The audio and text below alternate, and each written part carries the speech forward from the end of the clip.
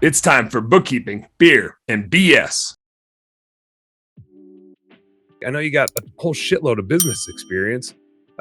Give us a little Greg Z background.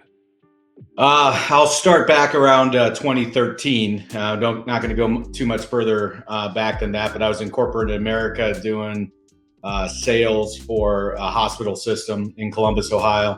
Okay. And Are you like you're a Buckeyes diehard fan, or you just happen to be in Columbus, Ohio? No, I'm an alum. I'm a baby. I'm a diehard Buckeyes fan. So I'm a cheesehead Badger fan, and I'm really hoping we get Jackson, whatever his name is. I'm hoping the Packers first round. I'm crossing my fingers. We need some talent. Yeah, he's a talented wide receiver, that's for sure. For sure. Anyway, sorry, I digress. I feel like that if you say Columbus, we got to know. You got to mention Ohio State for sure. How we know. So I was in corporate America. I was doing some sales for a hospital system.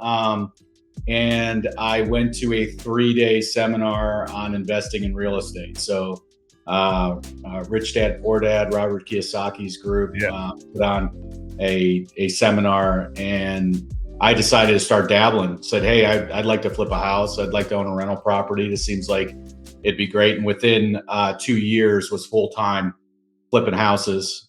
10 years later. When you got into house flipping, were you already like, I want to unpack that a little bit of what that model looked like from like a who not how perspective. Was it you in there doing the work? Were you already just a handy ass dude? So tearing things down and putting them back together with the tools was a skill set you already had? Or was it more of an investment and you would find the property, hire the subs, and let them rip? So it was the first couple flips was a little bit of both. Coming from a marketing and sales background, I'm handy, but I didn't come from a construction background, so I wasn't like a drywall finisher or knew exactly what I was doing. However, I wasn't afraid to roll up my sleeves and get in there and do it. I thought that's the way it should be done. Through the seminars and ultimately the education package I signed up for, learned that the right way to do it is to manage GCs and look to scale, to do more than one. And how you might save a couple bucks doing the work yourself, but you're going to slow yourself down from being able to do multiple deals at once. So the first couple that I did, I was there sweeping, painting, dropping material off. Lasted for a lot longer than that. But just being in there, every day showing up, wanting to see what was going on, learning. You got a job. Yeah, the GC at the time was like, "Get out of here!" Like I don't need your help. Quit screwing up these boards. Yeah, like nothing has changed in the last 2 hours since you've been here. So, you did the one thing, and then we had to undo it and do it right. So, yeah. So that was the first couple jobs, and then from there, really started to build, ironically, with my current venture, a relationship with multiple general contractors, and would have them working on 2 or 3 jobs at once, running 2 or 3 different general contractors at a time. Nice. What was the catalyst? Because there's always like a trigger moment, I feel like, where I was in the corporate world for 8-9 years, and I can't point to like a specific catalyst for. I can. But I'm curious for you, what was the catalyst or the moment where you're like, this turned from like a hobby that I was interested in to holy shit, this is a business, and holy shit, I'd probably need to do this thing full time. Was there a tipping point?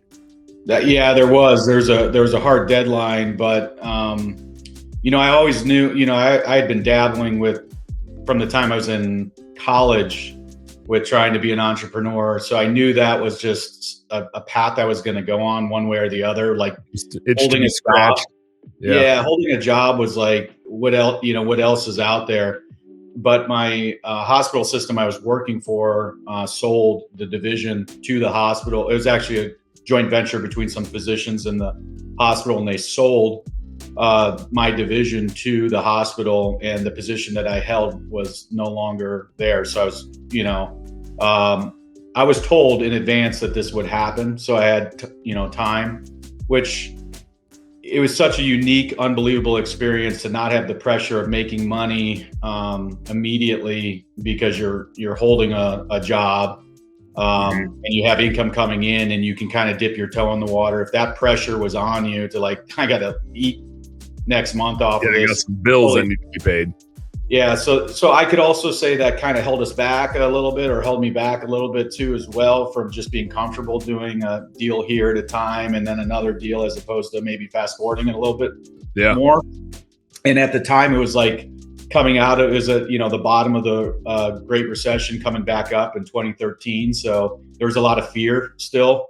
People are like, "You crazy? What are you doing?" There's a lot of inventory of REO'd homes and distressed homes still at that time, but things were about to turn. So it was a good time to get in at that time as well. Hey, what's up, business nerd? Thank you so much for tuning in. I hope you learned a heck of a lot watching that episode. Do me a favor, subscribe right down here. And if you really like what you saw, you got more goods right here. Check out this one or check out this one and do this. Go subscribe. Appreciate you. Work smarter, work harder, go earn yourself some pride. Catch you on the next one.